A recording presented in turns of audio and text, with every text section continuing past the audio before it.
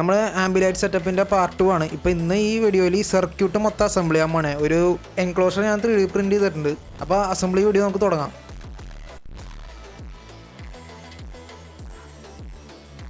ഇപ്പോൾ പവർ സോഴ്സായിട്ട് ഞാനൊരു DC Jack ഇട്ട് കൊടുക്കാൻ ആലോചിച്ചു. പക്ഷേ ഞാനിപ്പോൾ എൻ്റെ ടി വിയിൽ ചിലപ്പോൾ ജസ്റ്റ് അറൗണ്ട് 350 LEDs ഉണ്ടാവും.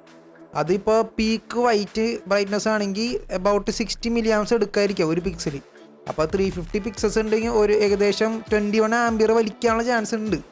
റിയൽ ലൈഫിൽ ആ ചാൻസ് കുറവാണ്, പക്ഷേ ചാൻസ് ഇല്ലയെന്ന് ഞാൻ പറയില്ല. അപ്പോൾ എനിക്കൊരു കണക്ടർ ഇപ്പോൾ ഹൈ പവർ വെക്കേണ്ടി വരും. പിന്നെ ഇപ്പോൾ ഈ ബാരൽ ജാക്ക് ഉപയോഗിക്കുന്നതുകൊണ്ട് ഞാൻ ജസ്റ്റ് ഒരു 5 volt 2 ആംപിയർ കൊടുക്കാമെന്ന് വെച്ചാണ്. പക്ഷേ അതാണെന്ന് എന്തായാലും നടക്കില്ല. അപ്പോൾ എന്തെങ്കിലും ഞാനിപ്പോൾ മിനിമം ഒരു 5 volt 10 ആംപിയർ വെക്കേണ്ടി വരും.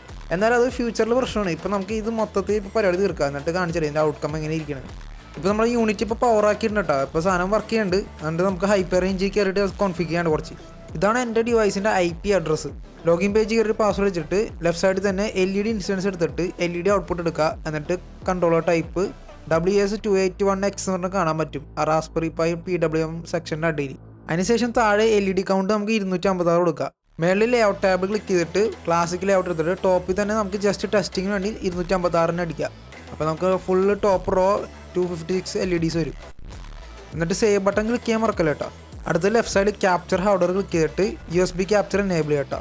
താഴെ USB ക്യാപ്ചർ എനേബിൾ ചെയ്തിട്ട് ഞാൻ എൻ്റെ USB ഡിവൈസും സെലക്ട് ചെയ്തിട്ടുണ്ട്. സേവ് സെറ്റിംഗ് കൊടുക്കുക. അടുത്ത് LED ഇൻസ്റ്റൻസിൻ്റെ താഴെ സോഴ്സ് എടുക്കുക. എന്നിട്ട് USB ക്യാപ്ചർ എനേബിൾ ചെയ്യാം കേട്ടോ.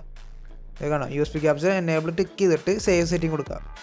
എഫക്ട്സ് ടാബിൽ പോയി കഴിഞ്ഞാൽ നിങ്ങൾക്ക് കാണാം ബൂട്ട് എഫക്റ്റ്. നമുക്ക് തുടക്കത്തിൽ റെയിൻബോ എഫക്റ്റ് വരും ഓൺ ആകാനായിട്ട്. ഇപ്പോൾ കറന്റ് ഞാനൊരു 5 volt 2 ആംപിൻ്റെ സപ്ലൈ ഓൺ കൊടുത്തിട്ടുണ്ട്. സപ്ലൈ അല്ല, അഡാപ്റ്ററാണ്. എന്നിട്ട് ഇത് ഇപ്പോൾ വോൾട്ടേജ് വേരിയേഷൻ ചെക്ക് ചെയ്യണം എങ്ങനെയാണ്. ഇപ്പോൾ LED ആക്ച്വലി ഫുൾ ലോഡ് അല്ല, ജസ്റ്റ് ചെറിയ എഫക്റ്റ് ഇട്ടാണ്. എന്നിട്ട് വോൾട്ടേജ് വേരിയേഷൻ നിങ്ങൾക്ക് കാണാം. നമ്മുടെ മാക്സിമം ഡ്രോപ്പ് ആയിക്കുന്ന 4.5 volt ആണ്. പക്ഷേ നമുക്കതൊന്നും പറയാനും പറ്റില്ല, കാരണം ഇപ്പോൾ ഈ സ്ട്രിപ്പിൻ്റെ ഒരു സൈഡ് നമ്മൾ പവർ ചെയ്തിട്ടുള്ളൂ. രണ്ട് സൈഡിൽ നിന്ന് പറയുമ്പോൾ വേറെ വ്യത്യാസങ്ങളാണ്. കാരണം ഇപ്പോൾ ഒരു സൈഡിൽ നിന്ന് പറയുമ്പോൾ ഇത്രയും ലെങ്ത്തിലുള്ള സ്ട്രിപ്പ് അറ്റം വരെ എത്തുമ്പോൾ വോൾട്ടേജ് ഡ്രോപ്പ് ആവും, അതുപോലെ LED പവറും ഡ്രോപ്പ് ആവും. എന്തായാലും ഇപ്പോൾ ഫൈനലി ഇതിൻ്റെ ബിൽഡ് കാണിച്ചിട്ട് എങ്ങനെ. ഇതാണ് എൻ്റെ ഫ്രണ്ട് ഫേസ് പ്ലേറ്റ്.